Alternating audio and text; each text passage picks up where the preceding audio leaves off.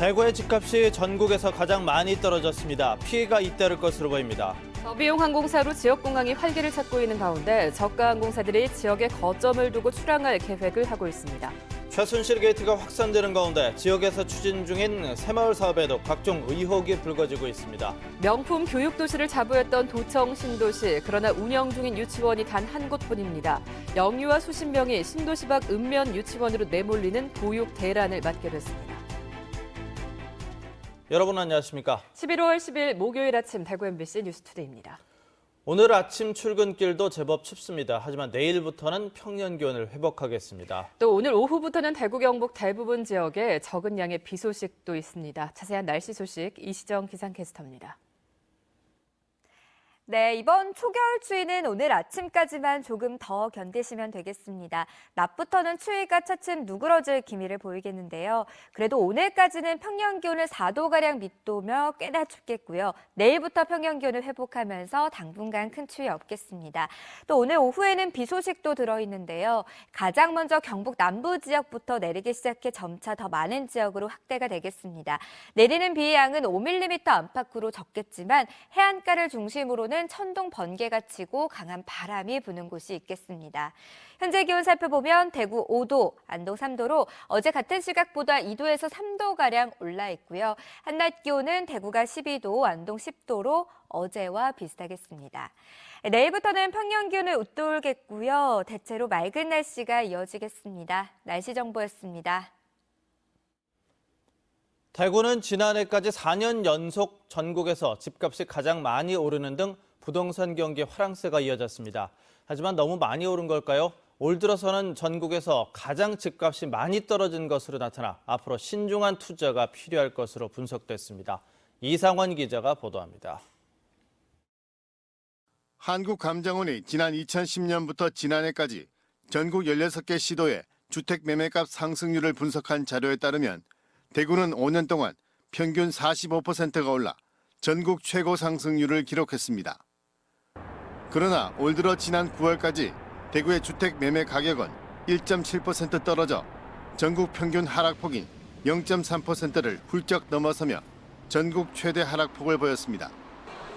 수년간의 부동산 경기 활황세 속에서 입주 물량 급증으로 인한 공급 과잉이 시장에 반영됐기 때문으로 분석됩니다. 2015년부터 아파트 입주 물량이 15,000호, 2016년 26,000호 정도로 늘어나면서 가구수 증감이랑 비교했을 때 초과 공급이 6,000호 이상으로 2015년, 16년 늘어난 것으로 나타났습니다. 내년에도 대구의 입주 예정 물량이 2만 1,000가구에 육박해 공급이 더 많을 것으로 보이고 정부 규제도 강화될 것으로 보여 부동산 시장은 약보합세가 이어질 것으로 전문가들은 전망하고 있습니다. 투자자들 입장에서는 당장의 어떤 수익을 보기보다는 좀 장기적인 포지션 속에서 자기 어떤 자금이나 이런 부분들을 꼼꼼히 따지고 투자하셔야 될 것으로 보여집니다. 불투명성이 커지고 있는 지역 부동산 시장을 안정시키기 위해서는 경기 침체 장기화에 따른 가계 재무 건전성 악화 우려와 1, 2인 가구, 고령 가구 증가 등 주택 수급과 관련된 변수들을 종합적으로 고려한 탄력적인 정책 마련이 필요할 것으로 보입니다. MBC 뉴스 이상원입니다. 저비용 항공사가 들어오면서 대구공항뿐만 아니라 지역공항이 활기를 띠고 있습니다. 게다가 새로운 저비용 항공사들이 지역에 거점을 두고 출항할 계획을 갖고 있어 관심이 쏠리고 있습니다. 양관희 기자가 취재했습니다. 대구공항 개항 이래 올해 처음으로 이용객 수가 250만 명을 넘을 전망입니다. 대구공항 전체 여객 수의 55.6%를 저비용 항공사가 담당할 정도로 2014년부터 저비용 항공사가 취항하면서 공항 이용객이 늘어난 덕분입니다. 덕분에 새로운 저비용 항공사 설립도 줄을 잇고 있습니다. 대구를 거점으로 자본금 500억 원으로 항공기 3대를 도입하려는 저비용 항공사도 등장했습니다. 여러분들이 이제 큰 기업도 마찬가지고 두 번째 이제 증자할 때부터 이렇게 들어오시겠다 이렇게 해서 포항시는 저비용 항공 사업자를 오늘까지 모집한 뒤 선정해 이르면 내년 8월에 가칭 포항에어란 이름으로 취항할 계획입니다. 이 밖에 김해와 청주, 양양에서도 지역 공항을 본거지로 저비용 항공사가 취항을 준비하고 있습니다. 다만 6개 저비용 항공사가 이미 경쟁하고 있기 때문에 정부가 사업 허가를 쉽게 내주지는 않을 것이란 전망도 나옵니다. 국내 LCC끼리 경쟁을 해야 되고 앞으로 중국이나 이런 데서 본격적으로 LCC들이 진입을 시작하면 과연 견뎌낼 수 있겠는가 하는 그 우려죠. 신규 취항을 준비하는 사업자는 사업 성공을 위해서는 해외 저비용 항공사와 연합하거나 지역 관광산업과 결합하는 등 차별화가 필요하다고 전문가들은 지적합니다. MBC 뉴스 양관입니다. 최순실 게이트가 국정 전반에 걸쳐 파문을 일으키고 있는 가운데 지역에서 추진되고 있는 각종 새마을 사업에도 의혹이 불거지고 있습니다. 지자체의 중복 과도 지원과 유령법인 의혹까지 제기되고 있습니다. 김은혜 기자입니다. 영남대학교 중앙도서관 14층입니다. GSDN, 즉 글로벌 새마을 네트워크 간판만 최근 설치됐을 뿐 상주하는 직원은 없습니다. 박근혜 측근으로 손꼽히는 최해출 교수를 비롯해 나라 안팎의 13명의 인사들이 이사로 등록돼 있습니다. 반기문 총장과 전 유엔 인사 그리고 현 정부까지 관련된 법인이 사무실도 직원도 없는 유령법인 같은 상태로 있습니다. 이는 박근혜 정부의 지원 아래 차기 대권을 준비하는 반 총장을 지원하려던 계획이 있었다가 최해출 교수가 회장으로 있는 글로벌 새마을 포럼의 지난해 행사에는 대구시와 경상북도가 자부담을 조건으로 각각 2억 원과 1억 5천만 원을 지원했지만 포럼 자체의 비용 부담은 없었습니다. 또한 최해출 교수가 대외협력 부총장 시절 대외협력 서울연락사무소가 있었지만 직원들조차 존재 여부를 알지 못했고 지난달 말 폐쇄한 것으로 확인됐습니다. 구성원들이 좀 당연히 공연하고 알고 같이 사용하고 다들 원칙적으로 그래야 되는 건데 아마 그런 과정이 없이 그게 아마 극소수는 아니면 그 이제 최해출 부총장이 자기 관련 대외 활동에 주로 사용한 것을 그렇게 들어요. 이 같은 의혹에 최해출 교수는 글로벌 새마을 포럼은 김관용 경상북도지사의 요청으로 시작됐고 다른 기관으로부터 받은 협찬금은 자부담에 해당한다며 자부담에 대한 해석 차이라고 해명했습니다. GSDN 역시 순수 학술단체로 반기문 총장과는 지구촌 빈곤 퇴치 운동을 하며 단 한 번 만났을 뿐이라고 말했습니다. 또 영남대 박정희 정책새마을대학원은 1인당 연간 약 1,600만 원을 학생들에게 지원해 준 것으로 드러났습니다. 학생들은 대부분 개발도상국 출신이고 운영비 대부분은 지자체 예산으로 하고 있어 과도한 지원이란 지적을 받는 등 각종 새마을 사업에 특혜 의혹이 잇따르고 있습니다. MBC 뉴스 김은혜입니다. 어젯밤 8시 55분쯤 영덕군 북동쪽 26km 해역에서 규모 2.3의 지진이 발생했습니다. 기상청은 별다른 피해가 없을 것으로 예상한다고 밝혔습니다. 중국 어선 170여 척이 울릉도에 출몰해 섬을 거의 포위하다시피 했습니다. 기상 악화로 피항을 온 건데 울릉도 해역의 환경오염과 시설물 훼손이 우려됩니다. 이규설 기자의 보도입니다. 중국 어선 170여 척이 울릉도 앞바다에 새까맣게 몰려와 닻을 내리고 조동과 사동 등 주요 항구를 점령해버렸습니다. 중국 어선들은 골칫 덩어리입니다. 멋대로 닻을 내려 항구 출입구를 막는가 하면 어업 지도선의 지시도 무시해버립니다. 지금 요놈은 빠져나가라 가지도 않네. 쓰레기와 각종 폐기물을 마구 버려 바다를 오염시키고 닻을 끌면서 해양 케이블과 심층수 지수관을 파손하는 일도 발생하고 있습니다. 울릉군과 해경은 정박 가능 지역을 알리는 안내문을 나눠주고 불법행위 단속에도 나섰지만 역부족입니다. 지난 2004년 북한이 중국에 동해 어장을 내준 뒤 북한에서 조업하는 중국 어선은 2006년 580여 척에서 올해는 1,100여 척으로 2배 이상 늘었습니다. 중국 어선은 북한 해역에서 남하하는 오징어 떼를 싹쓸이하고 있어 우리 어민들이 큰 피해를 보고 있습니다. 오징어 자원이 완전히 고갈돼서 울릉도 어업인들이 오늘날 생계 유지를 못하고 있는 이런 어려움을 겪고 있는 주 원인이 모두가 다 북한 수역에 진출한 중국 배들이고 중국 어선들로부터 우리 바다의 수산물과 어민들의 생존권을 지키기 위한 정부 차원의 대책이 필요해 보입니다. MBC 뉴스 이규설입니다. 청송을 비롯한 경북의 사과가 수도권 주민들의 입맛 잡기에 나섰습니다.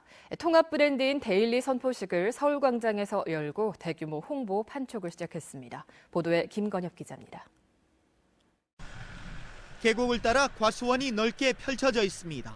경상북도가 도입해 보급을 시작한 키나증 과수원은 밀식 재배로 생산비를 줄이고 생산량은 늘려 사과 농업에 새 장을 열었다는 평가를 받고 있습니다.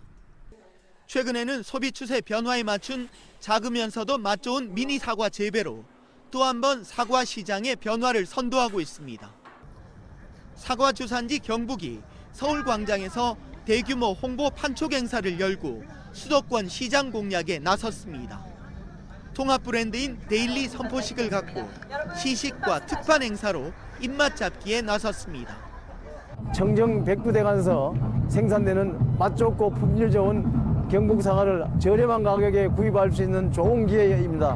많이 이용해 주세요. 경북 착한 사과를 주제로 금요일까지 서울광장에서 다양한 행사가 이어지고 농협 하나로마트 양재점을 비롯한 수도권 대형 마트에서도 특판 행사가 함께 진행됩니다. 경북 사과 정말 당도도 좋고 맛도 좋고 때깔도 좋고 착한 가격 최고입니다. 올해 사과 농사는 한여름 폭염으로 일부 피해가 발생했지만 일조량이 많았고 FTA 폐업 농가들이 사과로 몰리면서 예년보다 20% 이상 수확량이 늘었습니다. 풍작으로 가격이 떨어져 고전 중인 경북 사과 산업이 수도권 공약으로 돌파구를 찾을 수 있을지 주목됩니다. MBC 뉴스 김건엽입니다. 사드 배치 철회 성주투쟁위원회 촛불지킴이 회원 500여 명이 새누리당 이완영 의원이 성주 사드 배치에 반대하며 촛불 집회에 참여해온 주민들에게 좌파 종북 세력이라고 주장한 것과 관련해 성주 군민들을 모욕했다며 어제 이 의원을 명예훼손과 모욕죄로 검찰에 추가 고소했습니다. 성주 군의원들과 사드 배치 반대 투쟁위원들은 지난달 5일과 10일에도 이와 관련해 이 의원을 상대로 명예훼손 등으로 검찰에 고소한 바 있습니다. 어젯밤 11시 20분쯤 대구시 대명동 5층짜리 다가구 주택에서 방화로 추정되는 불이 나 29살 A씨가 온몸에 2도에서 3도 화상을 입었고 40살 B씨는 경상을 입었습니다. 또 이 불로 소방서 추산한 2천만 원의 재산 피해가 발생했습니다. 경찰과 소방당국은 정확한 화재 경위를 조사하고 있습니다. 지난 1960년 자유당 독재 정권에 맞서 대구의 고등학생들이 항거하면서 4.19의 도화선이 된 2.28 민주운동의 국가기념일 지정을 위한 국민 대토론회가 열렸습니다.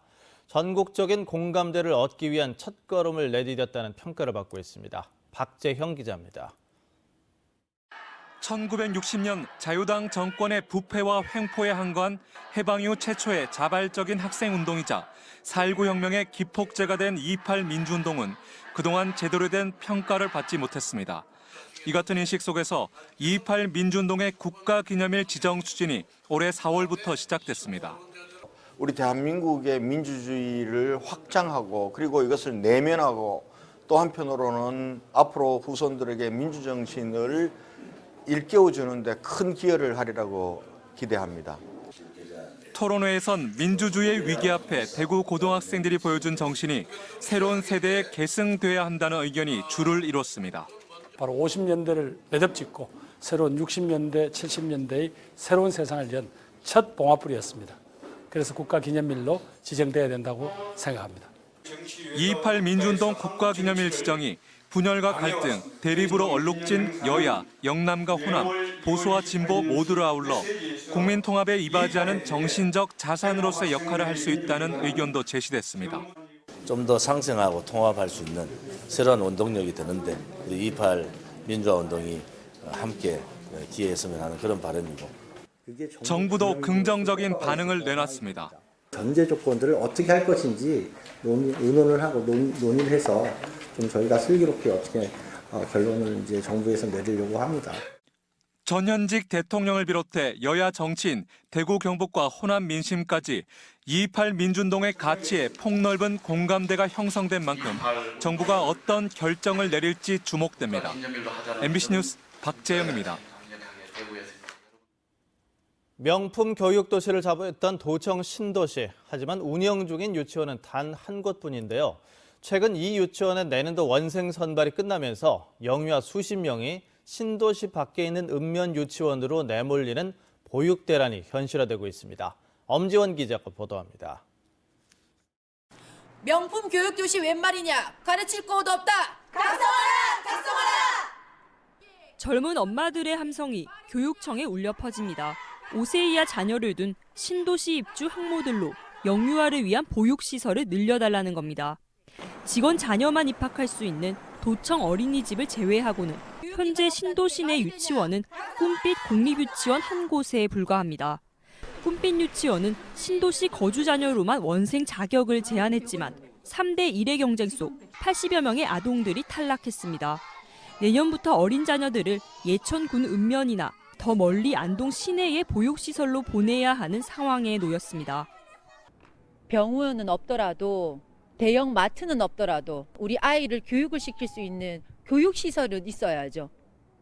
명품 교육을 만든다는 그 신도시에서 교육기관이 없다는 게 이게 말이 됩니까? 도교육청은 신도시 수요 예측을 통해 내년도 영유아 인구를 220명 선으로 봤지만 정작 유치원 수용 계획은 예상 인구의 2분의 1 수준인 100여 명에 그쳤습니다. 보육 대란은 이미 예정된 것이었습니다. 재정적인 부분도 있습니다. 왜냐하면 단설 유치원을 짓는 것 자체가 한 거의 70억에서 100억 가까이 들어갑니다. 그리고 또 운영을 하려고 그러면 교직원도 대책위는 신도시 내 풍서 풍북초등학교에 내년 초 병설 유치원 개설을 요구했지만 교육청은 절차상 불가능하다고 밝혔습니다. 도교육청은 2018년 3월 호명 단설 유치원, 2019년에는 호명초 병설 유치원 설립 등 공립유치원 증설을 대안으로 들고 있지만 1, 2년의 보육 공백은 해소할 수 없는 데다 대규모 아파트 입주 후에는 또다시 유치원 부족 현상이 반복될 예정입니다. MBC 뉴스 엄지연입니다. 국가물산업 클러스터의 착공식이 오늘 오후 2시 대구 국가산업단지에서 열립니다. 국가물산업 클러스터는 대구시와 환경부가 공동으로 신성장 동력 사업으로 추진하고 있으며 오늘 착공식은 권영진 대구시장을 비롯해 조경규 환경부 장관, 조원진 추경호 국회의원 등 500여 명이 참석한 가운데 열립니다. 대구 달성군 구지면 일대 64만 9천 제곱미터에 조성되는 국가물산업 클러스터는 2018년까지 2,950억 원이 투입돼 물산업진흥시설과 실증화시설, 기업 집적단지 등으로 구성되는데 지금까지 16개 기업이 입주하기로 했습니다. 최근 대학가를 중심으로 시국선언이 잇따르고 있는 가운데 대구의 한 고등학교 학생들이 시국선언문을 발표해 주목을 받고 있습니다.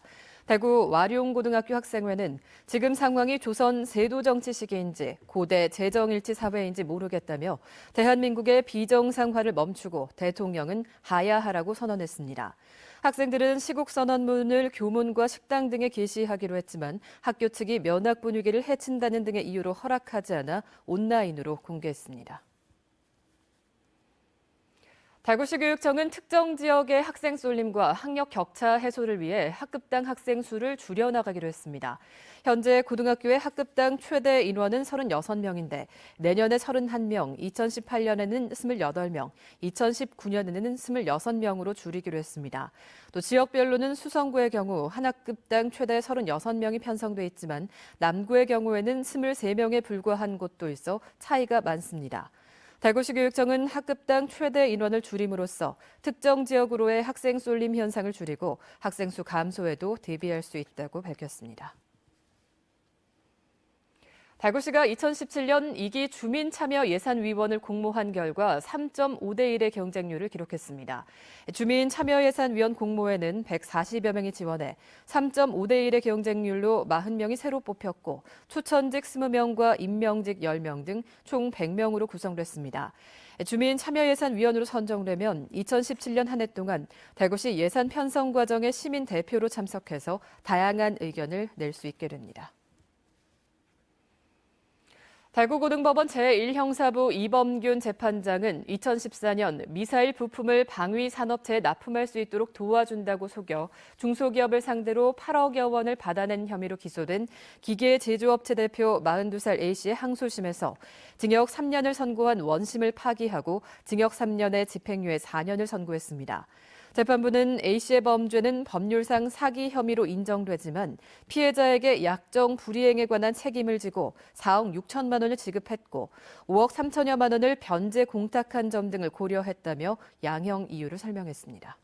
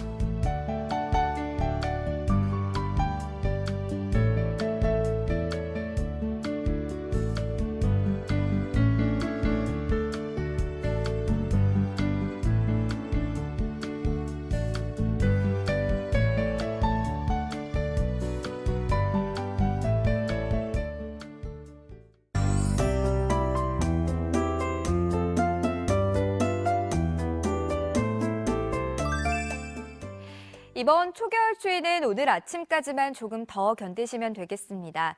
낮부터는 차츰 추위가 누그러질 기미를 보이겠는데요.